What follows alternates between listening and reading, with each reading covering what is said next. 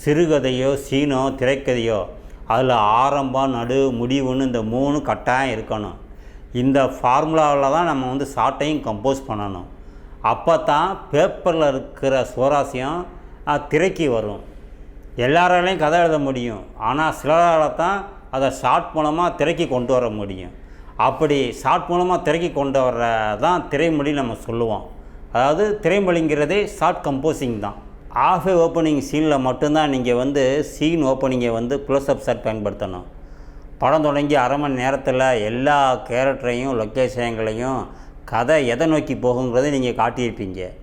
அதுக்கப்புறம் எல்லா சீனையும் வந்து நீட்டி விளங்கிக்கிட்டு இருக்கக்கூடாது. சருன்னு ஆஃப் ஓப்பனிங்காகவே போயிடணும்.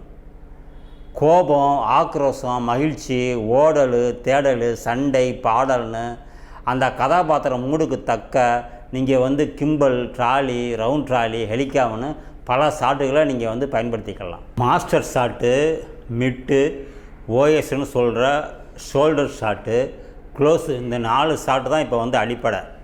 இப்போ எல்லா படமும் வந்து ஸ்கோப்பு ஐமேக்ஸ்ன்னு ஆகிட்டதுனால பெரும்பாலும் வந்து extreme long shot, extreme close ஷாட்டை வந்து நீங்கள் வந்து தவிர்த்துக்கிறணும். பரபரப்பான திரைக்கதைனா எக்காரணம் கொண்டு ஸ்டாண்டில் போட்டு எடுக்கவே கூடாது. ட்ராக்கு, கிம்பல், கிரேனு, ஹெலிகாப்னு பயன்படுத்தி ஒரு ஃப்ரேம் கூட நிற்காமல் அது வந்து அசைஞ்சிக்கிட்டே இருக்கணும்.